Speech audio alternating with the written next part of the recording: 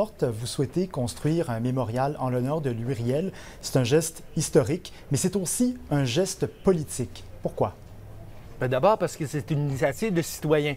Il n'y a pas de gouvernement là-dedans, encore moins de gouvernement du Canada. Il s'agit de Québécoises et de Québécois, pour l'instant, qui souhaitent spontanément rendre hommage à deux grands Québécois, d'une certaine mesure, Louis Riel et Marianne Gaboury. Bien sûr, qui ont surtout fait leur marque dans l'Ouest, sur la Rivière-Rouge, mais qui ont d'abord été des gens qui ont séjourné sur les berges du Saint-Laurent. Quels sont les liens politiques entre l'histoire de Louis Riel, l'histoire des Métis de l'Ouest et la souveraineté du Québec, en fin de compte? Parce que vous êtes un groupe principalement composé de souverainistes. Des souverainistes, parce que ce sont les gens plus sollicités par l'histoire qui s'y intéressent. Bien sûr que tous les Canadiens et Canadiennes sont invités à souscrire. Les Métis, notamment les francophones de l'Ouest, pour l'instant, ce sont surtout les souverainistes québécois qui répondent à l'appel parce qu'ils sentent davantage ce désir, cette ferveur de rendre hommage à nos racines françaises. Pour le reste, l'histoire est largement politique, vous le savez, mais surtout en ce qui a trait à la mort de Louis Riel. Il va y avoir 130 ans d'ailleurs cet automne. Il était ignominieusement condamné à mort et pendu à Regina. Ça laisse des traces, ça va profondément marquer l'histoire politique de l'Ouest, mais aussi du Québec. Il y a un gouvernement qui va être défait, Honoré Mercier va prendre le pouvoir. Et jusqu'à nos jours, la mémoire de nos frères et sœurs métis, francophones de l'Ouest, continue à résonner au Québec et en particulier, effectivement, auprès de ceux qui ont à cœur la cause du français puis la perdurance de cette culture en Amérique du Nord. Quel lien dressez-vous donc entre Louis Riel et la cause souverainiste? Écoutez, ce lien-là, on le fera si certainement que c'est la manière actuelle, sans doute, de poursuivre le combat pour une autre Amérique du Nord. Vous voyez, une Amérique du Nord qui a pu être métissée, autochtone, catholique et française, tout autant qu'anglophone, contre ce monopole d'une seule et grande culture massive. Le fait français en Amérique du Nord est un fait qu'il faut préserver. Et les souverainistes québécois, comme les gens de l'Ouest fiers de leur appartenance française, partagent exactement le même combat. Faut-il encore maintenant que ces communautés-là renouent avec le dialogue? Nous, c'est clairement une main tendue. C'est les berges du Saint-Laurent qui tendent la main aux berges de la Rivière-Rouge afin qu'on renoue avec notre ferveur commune pour une culture et une langue française. Expliquez-moi ce que vous voulez dire dans votre communiqué lorsque vous dites que Louis Riel était un chef charismatique qui incarne désormais la résistance à l'impérialisme canadien. Et soit dit en passant, est-ce que c'était voulu d'écrire canadienne? Oh, bien sûr que c'était entendu comme ça. Vous savez, parce que le terme canadien a longtemps été galvaudé, rappelons-le. C'est d'abord un titre qui était réservé aux francophones de la vallée du Saint-Laurent, puis canadien, comme on voudra. Lorsqu'on s'est approprié ce terme-là, puis on l'a étendu aux Canadiens de langue anglaise en 1867, ce n'est pas plus ironique qu'il faut. C'est simplement pour marquer la distinction. Le terme canadien, malheureusement, on a eu tendance à l'oublier, puis à le chasser de nos racines, le remplacer par simplement franco-manitobain ou québécois. Cela est dommage. C'est un héritage qu'il faut se réapproprier. On a employé Canadian pour évidemment faire allusion à l'impérialisme de John A. Macdonald, l'opération de colonisation et d'une certaine mesure un ethnocide de la culture métisse et francophone dans l'Ouest qui va s'opérer malheureusement dans la dernière partie du 19e siècle. Oui, il y a de l'amertume, et puis certainement que la mémoire de Louis Riel n'est pas oubliée à jamais. Elle demeure vive au cœur de ceux et celles qui luttent pour une culture alternative en Amérique du Nord, pour le droit que nos racines soient reconnues et puissent continuer à s'épanouir, qu'on soit au Québec ou au Canada. N'est-il pas un peu ironique qu'un homme qui s'est battu pour le Canada, pour un Canada uni, soit maintenant utilisé par les souverainistes afin de séparer le Canada? Un Canada uni, certes, mais un Canada différent. Louis Riel, lorsqu'il a établi la province du Manitoba, le souhaitait multiculturel, souhaitait que les francophones et les autochtones aient des droits égaux.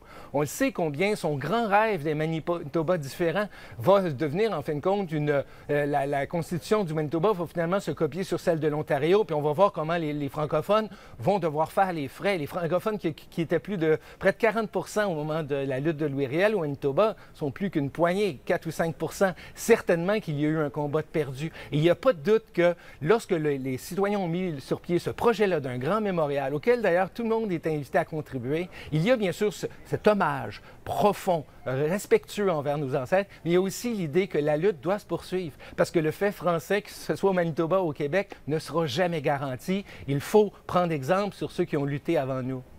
Croyez-vous que Louis Riel serait confortable avec l'idée que des groupes souverainistes s'approprient son image?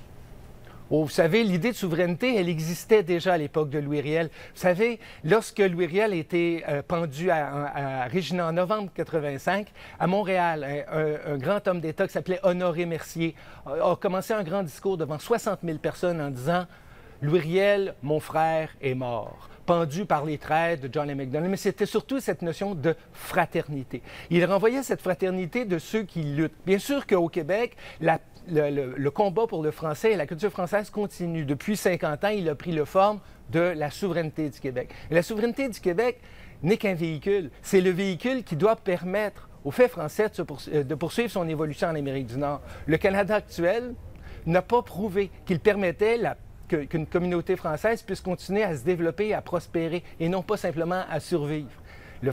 La souveraineté est une simple poursuite du combat historique pour un Canada plus diversifié, qui aurait mieux reconnu les racines françaises. Ce qu'on cherche à faire, évidemment, c'est de l'assurer d'abord au Québec, mais sans jamais oublier nos frères et nos sœurs, notamment issus de la diaspora québécoise, comme Marianne Gaboury, comme le grand-père de Louis Riel, qui sont partis du Québec avec un grand espoir, étendre les racines françaises à l'ouest de l'Ontario.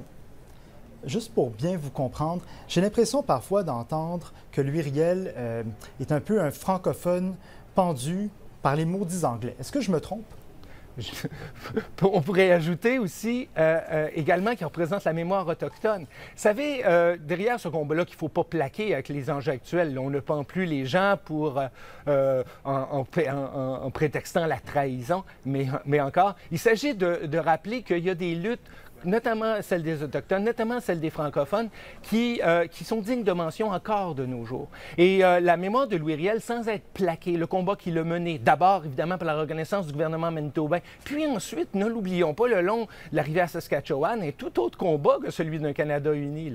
L'évolution de Louis Riel, l'évolution des enjeux qui se posaient entre 1870 et 85, montrait que cette société-là, société métisse et francophone, était inquiète, ne sentait pas qu'elle allait dans le sens de l'histoire. Il est tout à fait normal que les métis de 2015, que les patriotes de 2015 adaptent le combat, mais au moins renouent avec l'idée que des peuples alternatifs, non pas simplement la grande civilisation anglo-protestante, aient droit de citer en Amérique du Nord. Je pense que nous sommes, à cet égard, des héritiers de Louis Riel. Il y a d'autres manières d'incarner son héritage, sous forme d'hommage, de plus respectueux. Nous souhaitons davantage rappeler, bien sûr, ses racines québécoises, tendre la main aux francophones de l'Ouest, avec qui le dialogue, malheureusement, vous avez sans doute raison, a été trop longtemps oblitéré entre voyants souverainistes et francophones de l'Ouest dos à dos. C'est une erreur.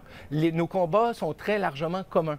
Nous comptons, nous considérons que nous, à notre manière, nous incarnons une partie du combat mené par les Métis et les francophones de l'Ouest à la fin du 19e siècle, et nous en sommes très fiers. Je vais juste vous reposer différemment ma question. De votre point de vue, et dit simplement, est-ce que Louis Riel est un francophone pendu par des maudits anglais? Louis Riel est une victime de l'impérialisme anglo-saxon à la fin du 19e siècle. De la même manière que le peuple Sioux a été écrasé par les États-Unis, que d'autres peuples de l'Ouest ont été également écrasés. C'était un phénomène original, les francophones catholiques d'origine métisse et française. Ce phénomène-là, il était victime de l'impérialisme anglo-saxon triomphant à l'époque où l'Empire britannique était arrogant, s'imposait dans tous les pays du monde et imposait le White Man Burden comme avec une grande fierté. Oui, nous dénonçons certainement cet impérialisme qui existait à la fin du 19e siècle.